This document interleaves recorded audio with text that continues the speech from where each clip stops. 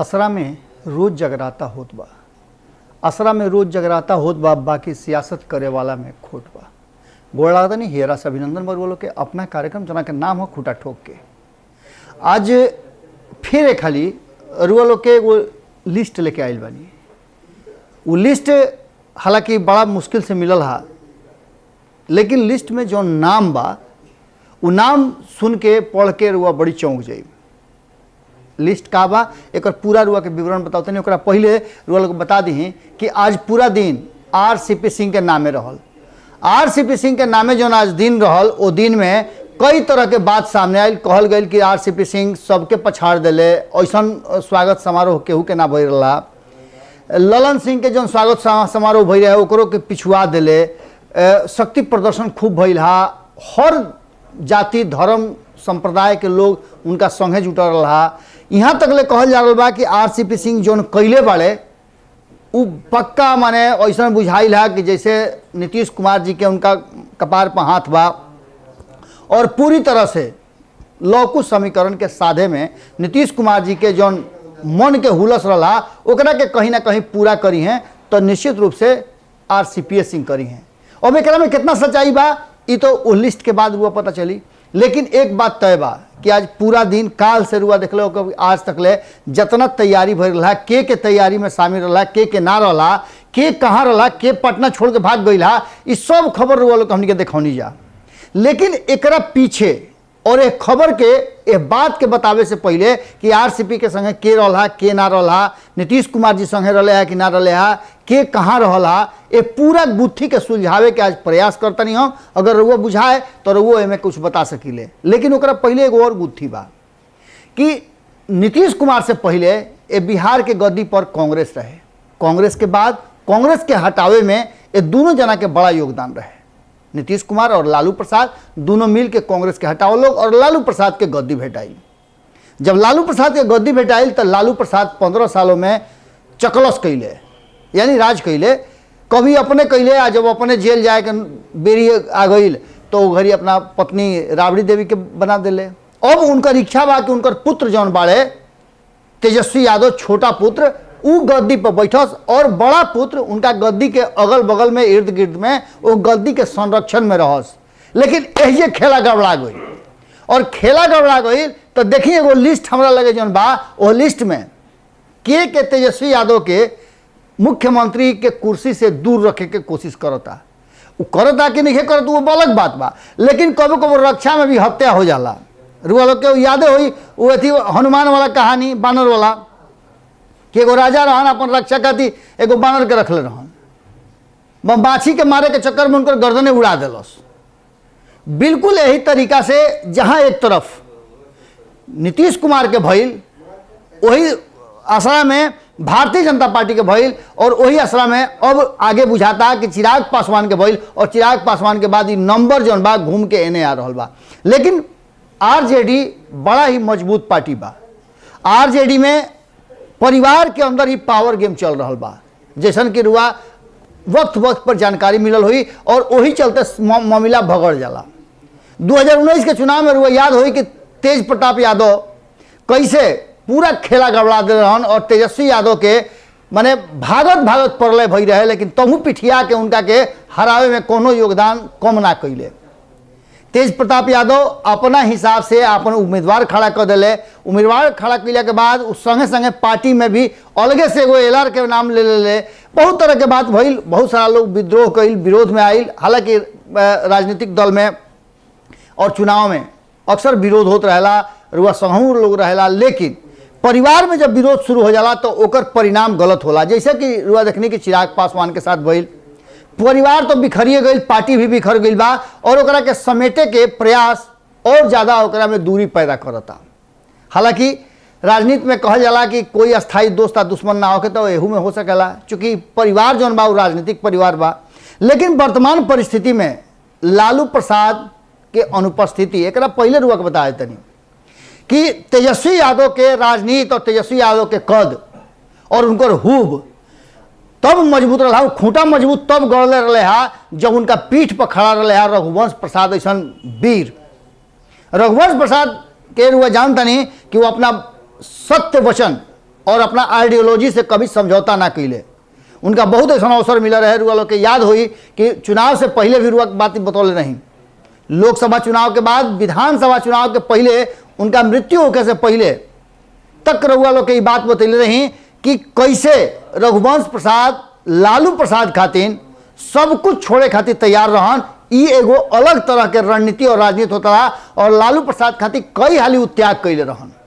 लेकिन अंतिम समय में ऐसा भइल कि 2 लोटा पानी, 1 लोटा पानी, आधा लोटा पानी वाला बात कहानी शुरू हो गई और वह समझते बानी कि उनका परिवार के लोग कोफ्त हो गई कि आखिर पूरा जीवन ही लालू प्रसाद खातिर अपन नेछावर कर दिले, कहीं अपना बारे में ना सोच ले, एगो धोती, एगो कुर्ता, एगो गमछी लेकर के पूरा जीवन राजनीति कैले।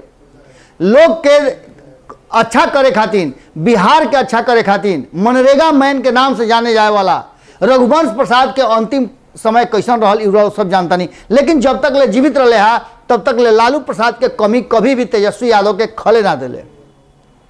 तेज प्रताप यादव के भी मौका बेमौका वो डांटे फटकारे खातिर अपन कमी ना कैले। एक बाद अगर वह सोचता नहीं तो अब्दुल बारी सिद्दीकी भी बहुत लंबा समय तक रहन, MOI समीकरण के बड़ा धड़ा रहन। उनको स्थिति हुआ पते बा कि आस्ते से वो जब देखले कि वर्तमान राजद जौन बिया वो पहले वाली राजद नहीं रह गई। लालू प्रसाद में एगो खूबी बा और उनका में एगो विशेषता बा कि वो सुनत सबके रहे हा, लेकिन यहाँ तो सुनही वाला केहू नहीं खे और सुने के बाद छोड़ दिया, कहे वाला दुनिया भर के लोग हो गई बा। यह परिस्थिति में कहीं ना कहीं तेजस्वी यादव जब जब मैदान के अंतिम कोना पर जा करके गोल पोस्ट के भी अपन गेना लेकर पहुंचो तारे, वो फट से केहू अपने पार्टी वाला उल्टा साइड में पास बढ़ा देता, बस खेला गड़बड़ा जाता। एक बाद रुआ देखले हो कब कि जगदानंद सिंह, तो जगदानंद सिंह से पहले रुआ के बता दी कि शिवानंद तिवारी रुआ याद हुई हैं जब कहले रहन कि तेजस्वी यादव के अभी बहुत प्रयास करे के बाद, बहुत उनका राजनीति सीखे के बाद, जौना में उनका सड़क पर उतरे के पड़ी, संघर्ष करे के पड़ी, जेल भी जाए के पड़ सकेला, तब जाकर के वो पूरी तरह से परिपक्व राजनीतिक हुई हैं। तो ये सब में से मैंने 80% तो काम कर चुकल बाड़े। लेकिन रुआ भीड़िए घात करे वाला होके तो रुआ क्या कर सके। राजनीति में संकेत और संबोधन बड़ा महत्वपूर्ण होला। रुआ प्रधानमंत्री नरेंद्र मोदी के देखले हो कि जहां जाले वही के हो जाले। बिहार में आवेले भोजपुर में जाले तो भोजपुरी बोले, मगह में आवेले तो मगही बोले, मिथिला में जाले तो मैथिली बोले ले। एक अलावे जहां जहां जाले तहां के हो जाले, वो कहे कि ये से हमार संबंध पुरान बा। ये हुए संबोधन और संकेत के रुआ जब बात करता नहीं तो संकेत में अगर केहू के हिटलर से रुआ तुलना करो तो आदमी के खुश तो हो कहीं के बा रोबिया था नो कितना खुश हुई कि वो ऑफिस तक ले ना जाई, अपन सारा कार्यभार छोड़ करके और कोप भवन में बैठ जाई। जगदानंद सिंह के अब की हाली जो उनका पीछे तरीका के बात भइल बा ओकरा से काफ़ी नाराज बाड़े। उनका नाराजगी साफ नजर आता। अब उनका के मनावे वाला में ना तो श्याम रजक कुछ कर पाओ तारे, ना तेजस्वी यादव के बात सुनो तारे, और लालू प्रसाद से तो पहले ही कह दे रहन कि अंतिम हुए हमार रुआ सुन लो कि इस्तीफो देवे खातिर पहल कैले रहन। लेकिन रुआ जानते बानी कि रुआ नसीब में जितना इज्जत बेइज्जत लिखल हुई उरुआ होखई के बाद सब कुछ लिख के पहले ही से आवेला। अब एकरा से आगे बढ़ी ई कहानी रुआ के ऐसे कहनी है राजनीतिक जो इतिहास बा ई दोहरावल ऐसे जरूरी रहा कि वर्तमान राजनीति में नीतीश कुमार अब वही इतिहास के पन्ना में एगो कहीं ना कहीं समेटाया जा रहा बा। भारतीय जनता पार्टी वर्तमान परिस्थिति में एगो ऐसा पार्टी रह गई बिया कि जौन कहीं से भी कोनो तरह के ओकरा में दुराव नहीं खे। जैसे पहले लालू प्रसाद के रहते हुए आरजेडी में रहल हा, जैसे पहले कांग्रेस में इंदिरा गांधी के रहते हो रहल हा, जैसे पहले नीतीश कुमार के एकच राज रहा, नीतीश कुमार अपना हाथ में पूरा कमान ले रहा है तब रहा कि नीतीश कुमार जौन कहिए तौने हुई। अब तो नीतीश कुमार के सांकेतिक रूप से कहल जाला कि नीतीश कुमार ने सब ज्ञान ले, लेकिन फैसला लेवे वाला में नीतीश कुमार कहते रहे कि हम तो नहीं ले RCP सिंह फैसला ले तो का नीतीश कुमार वाला बात रह गई? बिल्कुल ना रहल। लेकिन भारतीय जनता पार्टी अपना आइडियोलॉजी के साथ हमेशा तैयार रहल, अपना हर घोषणा पत्र में लिखत रहल कि राम मंदिर बनवाई, धारा 370 खत्म करब, 35 से ले आई, कॉमन सिविल कोड बनाई, आरक्षण के समीक्षा करब, ये सारा बात आज भी कह रहा बा। एक संगे संगे रुआ देखले होगा अटल, आडवाणी और जोशी 3 गो के जौन गट्टी रहा, ये तीनों बैठ के फैसला कर दिले, पूरा पार्टी मानत रहा। आज वर्तमान परिस्थिति में भी 2 गो लोग बा, अमित शाह और नरेंद्र मोदी। जे कह दी है वह अध्यक्ष केहू हो को केहू कहीं जाओ, लेकिन जौन ही कह दी है, जौन इनका मुंह से निकल जाई वह कानून हो जाई। ऐसे उन जानते बानी कि दोनों सदन में उनका बहुमत बा, जौन कानून पास करावे के बा, जौन के कोर्ट यह बात के भी कहलस कि बिना चर्चा के कोई कानून पास हो जाना ये देश के इतिहास खातिर बड़ा ही दुखद घटना घट रहा बा।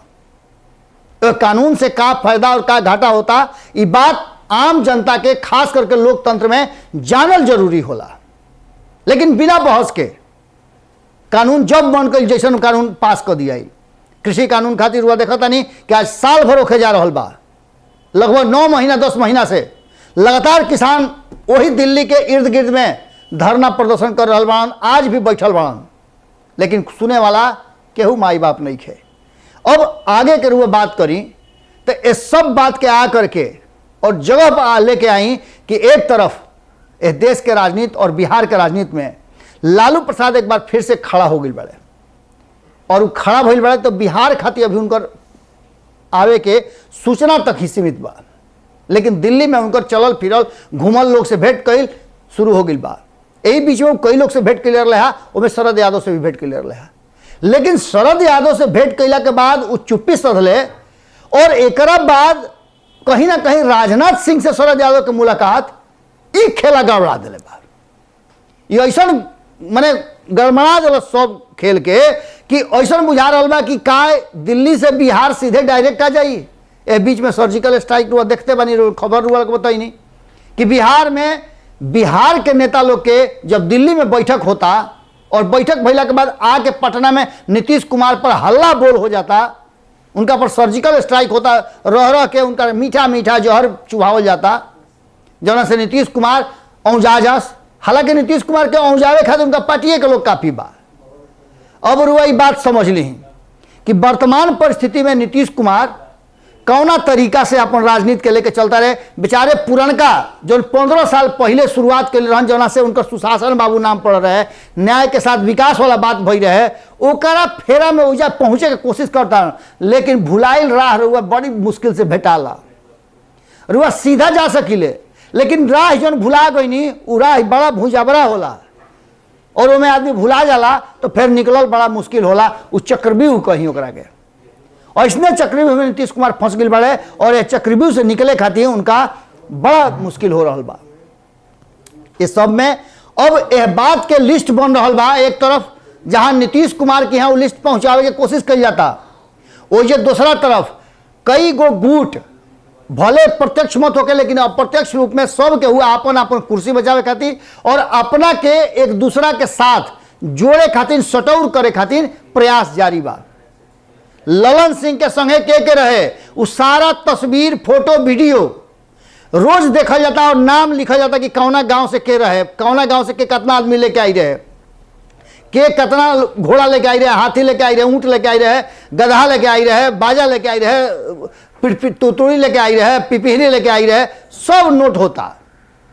ओसा ही आरसीपी सिंह अइले तो उनका स्वागत में के रहा देखल हो खब कि लगातार भारत लाइव भी एक खबर के पूरा बारीकी से देखौला सा कि कहाँ से बाजा आई रहा, कहाँ से गाना बजाना वाला, कहाँ पूरी छनात रहा, कहाँ बुनिया बनत रहा, के मंच पर चढ़ला, केकरा धक्का धुकी भइला, ये कुल चीज लिखा रहल बा। यानी एकरा मतलब बा कि के ललन सिंह के संगे रहे, जौन की आरसीपी सिंह के संगे ना आइल, आज आरसीपी सिंह संगे आइल, ललन के यहाँ पहुंचे रहे कि ना पहुंचे रहे। अब यह बात के लेकर के समझ ली कि ज्वालामुखी फुटही के बाद एकरा में उपेंद्र कुशवाहा दोनों के यहाँ ना जा करके एगो नया कहानी लिख दिले। इनकर पन्ना अलगे लिखा गई, इनकर पन्ना नीतीश कुमार भी सीधे लिखाता, लेकिन लिखला से का हुई जब इनका कुछ भेटाते नहीं थे। इनका संगे जितना लोग आरएलएसपी से आई रहे, कुल जाना मौनी दास बन के बैठल बाड़े कि अब बको ध्यान लगा के कि अब भेटाई, अब भेटाई, अब भेटाई। कहाँ भेटाई? पहले 2 गो बिलाई के लड़ाई हो जाई तब न कुछ भेटाई। अब बैठल बात तरजुई लेके दो जानते बनी तो कहाँ भेटाई? एक तो बहरी से भीतरी अल, ललन सिंह वाला हाल है नहीं कि लड़काइए से तो उनकर यार बड़ो, कि माफी चलो भाई, दांत कह दो, पेट में दांत कहो, हाथ में दांत कहो, जौन कहे कह दो, लेकिन यार हवो तो भाई यारी निभावल जाई, अध्यक्ष बनावल जाई। इंतजार में तो इहो रहन, लिस्ट में इनको नाम लिखाई रहे, लेकिन इनकर लिस्ट फाट गई। अब स्थिति बा कि जौन राजनीति इस देश में चल रहा बा ओकर असर बिहार पर, और बिहार में जौन राजनीति हो रहा बा ओकर असर देश पर होई। ई बात भारतीय जनता पार्टी जानता, और जाने के ओकरे बा कारण कि भारतीय जनता पार्टी के अब आवे वाला चुनाव 2024 के तैयारी शुरू हो गई बा। लगभग 2 साल बीत गई, और 2 साल बीतला के बाद भारतीय जनता पार्टी रुआ जानता नहीं कि चुनाव से चुनाव के तैयारी करे ले। बहुत सारा ऐसा बात बा जना में रुआ देखले हो कि समीकरण नया सधा रहल बा, ओकरो लिस्ट बन रहल बा। MOI समीकरण के मात के दी लॉकुस, लॉकुस के मात के दी MOI समीकरण कितना मजबूत कितना कमजोर भइल बा। एकरा संगे संगे अब भारतीय जनता पार्टी आरक्षण OBC आरक्षण के बात कर रहल बा, ओकरा खातिर कानून पास कर दिलस, कानून पास करके राज्य के दे दिलस अधिकार। ये अधिकार तो पहलहू रहे 2018 में, काहे ओकरा के हटौले रहे, इहो एगो सवाल बा। लेकिन भारतीय जनता पार्टी आवे वाला चुनाव जो अन्य राज्य में बा, ओकरा बाद केंद्र में बा 2024 में, 22 और 23 में कैसे वोट अपना तरफ ले आओ जाओ ओकर तैयारी शुरू कर दिले बा। नीतीश कुमार के लिस्ट में चाहे जेकर भी नाम होखे, लेकिन RCP और ललन सिंह के लिस्ट बहुत महत्वपूर्ण बा। अगर इ लिस्ट मिलान ना भइल तो रुआ अतना बुझ ली कि विस्फोट हो कहीं के बाद इस कर से केहू रोक ना सकेला। यही चलते आज एके बात हमने के कहे के तैयारी कनी जा कि सीधा तौर पे ललन सिंह से बेसी भीड़ रहे, यह बात से इनकार ना कर सकले। ऊपर से लेकर नीचे तक ले कैमरा लगा रहे, सब जगह एक चीज बुझाइल कि धक्का धुकी जबरदस्त भइल, और वो धक्का धुकी में ललन सिंह वाला में इतना धक्का धुकी ना भेटाई रहे। ओकरा में आराम से लोग आदमी ओकरो में रहन, लेकिन इतना आदमी ना रहन कि धक्का धुकी के नौबत आ जाओ। ये सब बात के लेकर के अब स्थिति हो गई बा कि यह लिस्ट में के संगे बा, के बा लुकाइल, सबके नाम बही में बा लिखाइल। और बही जब खुली तो रुआ ये मानते बनी कि मिलान जब तक ले ना हुई तब तक ले खेला गड़बड़ीबे करी। रुआ का सोचता नहीं कतना रुआ कनेक्ट भइनी से जरूर लिखब सब है। बिहार के राजनीति में का शरद यादव और अन्य लोग के मुलाकात, राजनाथ सिंह के, लालू प्रसाद के और अन्य लोग के मुलाकात के का मतलब बा, का मतलब बिहार में आवे वाला कोनो नया भूचाल के संकेत दे रहल बा। कारण कि शरद यादव दोनों के जानतरन, वर्तमान परिस्थिति में उनकर यारी लालू प्रसाद से बा, और नीतीश कुमार के उड़ही गुड़ही जानतरन। कारण कि बहुत दिन तक जदयू के चलौले बाड़े, और जदयू में बहुत लोग उनका शुभचिंतक भी बा। कई लोग उनका संगे बाहर भी गई रहे, अब कई लोग वापस भी आ गई बा, लेकिन निगाह में अभी भी बहुत लोग बा। का खेला हुई, फिर कल भेंट हुई रुआ लोग से। यही ठिया पर जना के नाम हो खूटा ठोक के। आज एजे तकले रुआ लोग के साथ रहल हा, अतना देर तकले देखनी ओकरा खातिर रुआ लोग के हियरा से अभिनंदन और गोड़ लागतनी। वीडियो पसंद आई और रुआ बिहार के राजनीति और बिहारियत से सरोकार रखेनी तो सब्सक्राइब बटन दबा के चैनल के सब्सक्राइब कर ली। ओजे एगो घंटी बा, ओकरा बटन दबा देला से कुल सटीक और मारक खबर रुआ मुफ्त में मिल जाई। अगर रुआ पत्रकारिता के हमनी के नया प्रयोग में सहयोग कर चाहतानी तो ज्वाइन बटन दबा दी। पेटीएम नंबर नोट कर ली 9386816700। धन्यवाद।